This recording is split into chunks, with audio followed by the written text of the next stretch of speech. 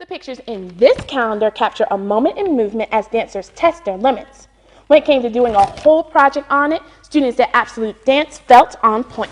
We're about to talk about all of our favorite songs to hear or perform. On the count of three, everyone's going to say it at one time, me included. Okay, 1, 2, 3. 1, 2, 3, 4.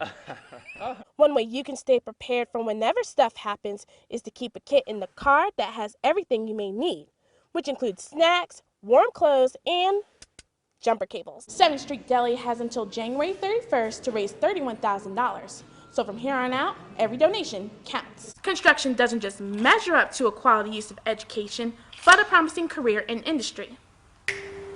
If you're unsure construction is a fitting career for you, the Western States College of Construction has a virtual way for you to check out the field before the first day of school. People of all walks of life joined the Black Citizens and Friends organization on Martin Luther King Jr. Day for a march that's part of a movement. Blacks currently make up a small percentage of the Grand Valley, but residents are grateful that this federal holiday doesn't get ignored. It's a real celebration down here for Martin Luther King's birthday, and I'm glad that all the people showed up. It's not Grand Junction is such a small city, but there's a big turnout down here, and it's really nice. The march in honor of Dr. King's birthday and legacy has been a Grand Junction tradition for decades. The theme of this year's march is "What have you done for others?" It's very important that you realize how important that theme is in these times. One message David Combs and his team want to communicate is what the King family wants the country to focus on: voting rights. As an individual, you have to determine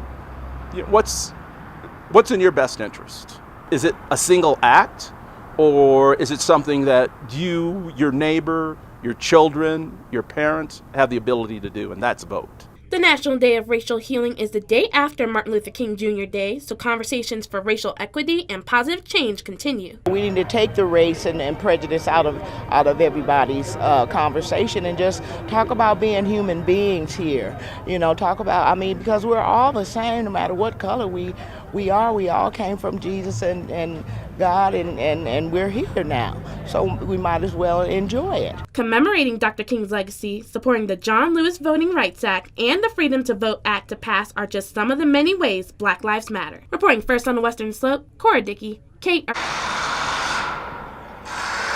This is the sound of progress. Lincoln Park renovations are underway after a crane failed and crushed Suplizio Field's new grandstand. Shaw Construction removed the crane 4 days after the fall, but needs more steel to rebuild the grandstand and other features. It's really too soon. We don't know if we're going to be able to get the additional steel that we need in time for our deadlines. Clients like CMU, District 51, and JUCO will benefit from the upgrades. Parks and Recreation staff working on the diamond says there's no time to waste. Our dedicated grounds crews are very actively working to make sure that the turf in the field is in good a shape as possible, so the quality playing surface that athletes come to rely and expect when they come to Suplizio Field comes to fruition. Lincoln Park is a cornerstone of the community. Waiting on more steel may delay the project, but being ready for JUCO is an absolute must. JUCO is so central to the reason why this facility is as amazing as it is.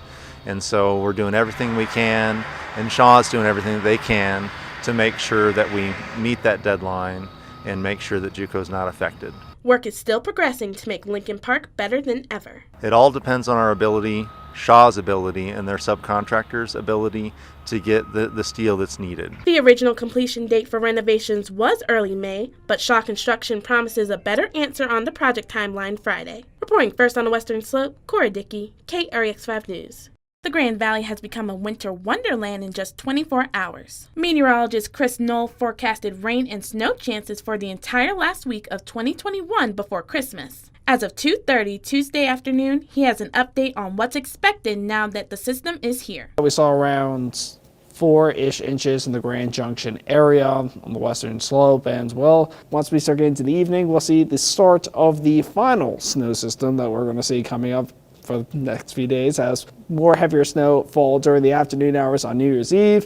And as we start looking at the new year, the first few days are looking to be a little bit dry. What's coming down on the ground is a mixture of snow and ice. It not only makes for a good snowball, but also a great impact on current drought conditions. Ute Water uses water from 31 reservoirs on the Grand Mesa, with Jerry Creek as its terminal. The official SNOTEL measure of nearby reservoirs, the indicators Ute Water uses, show Mesa Reservoir is now at 169% and Park Reservoir is now at 147% of its 10-year averages. A perfect example of why Ute Water's Andrea Lopez says every snow day matters. Snowstorms like this and the storms that we see in the late spring really help fill our reservoirs and help us get really healthy watersheds as we enter into the drier months in the summer, where we also see more demand from our customers. It's too early in the water year to know how the latest winter storms will ultimately impact the area, but rain and snow in recent months set up hopeful signs. The snowstorms that we see like today really help us get a good base that helps us build our watersheds every year.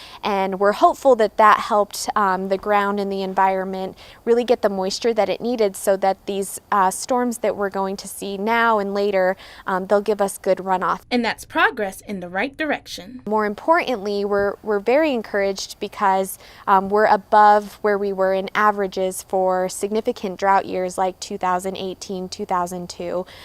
So we're excited to see this snowstorm, and we're hopeful to see what we have in the future. Reporting first on the Western Slope, Cora Dickey, KREX 5 News.